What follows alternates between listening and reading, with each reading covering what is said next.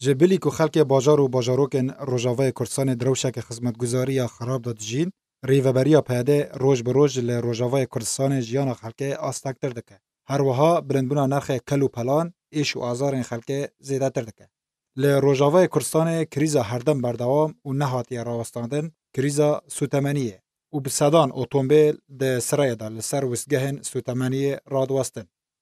ل دیرک کریزا مازوت بردوامه ل باجار دربیسی کریزا سوتمنیه بردوامه هر وها ل عمود به صدان اتومبیل لسر سرای سوتمنیه ل وسگهان رادوستن و الباجار کوبانیجی جبلی کریزا سوتمنیه الکتریک به تن 4 دمجمیران هيا وش برویا که ولاتی راستی زحمتیان ته هر وها کریا و گاستن ناورا قامشلو حسکه دا جه 3000 لیره سوری گشتی 4500 لیره او جی پشتی بلندکرنا ریوبریا پیده جه نرخ مازوتا تایبت و وگاستنه جه 85 لیریان بو 410 و القامشلو تاوی گریخستنا خاچا سور و حیوا سور آلیکاری مادی پیشکشی ریوبریا پیده کرن جبو کار چاکسازی دوستگاه هلالیه دا یکوش 51 بیران پیکته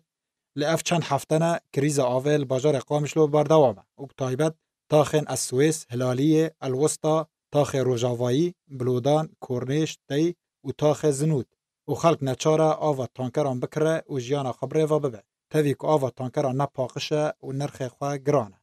و الحسک جی کریزا نبونا درمان و بهابونا وی درکتیه هوله و خلق جی دنالن و نرخ امبیران جنشکی و بلند بو که نرخ هر امبیره کی جه 7000 لیره سوری بویا 9000 لیره سوری